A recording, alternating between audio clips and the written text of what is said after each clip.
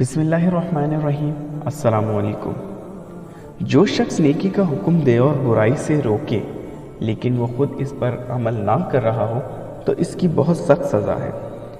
سورہ بقرہ کی آیت نمبر 44 میں اللہ تعالیٰ نے فرمایا، کیا تم لوگوں کو نیکی کا حکم دیتے ہو اور خود اپنے نفسوں کو بھول جاتے ہو، حالانکہ تم کتاب پڑھتے ہو، کیا پس تم سمجھتے نہیں؟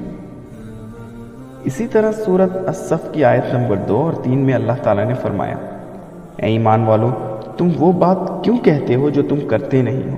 اللہ کے ہاں یہ بڑی ناراضی والی ہے کہ تم وہ باتیں کہو جو تم نہ کرو۔ اسی طرح سورۃ ہود کی آیت نمبر 88 میں اللہ تعالیٰ نے حضرت شعیب علیہ السلام کا یہ قول نقل فرمایا، میں نہیں چاہتا کہ میں تمہیں جس چیز سے روکتا ہوں میں وہ خود کر کے تمہاری مخالفت کروں۔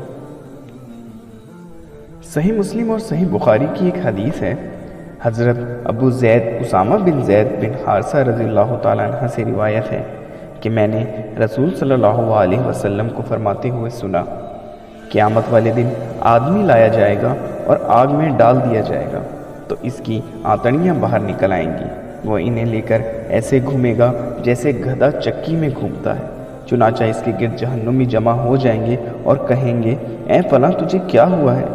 کیا تو نیکی کا حکم نہیں دیتا تھا اور برائی سے نہیں روکتا تھا؟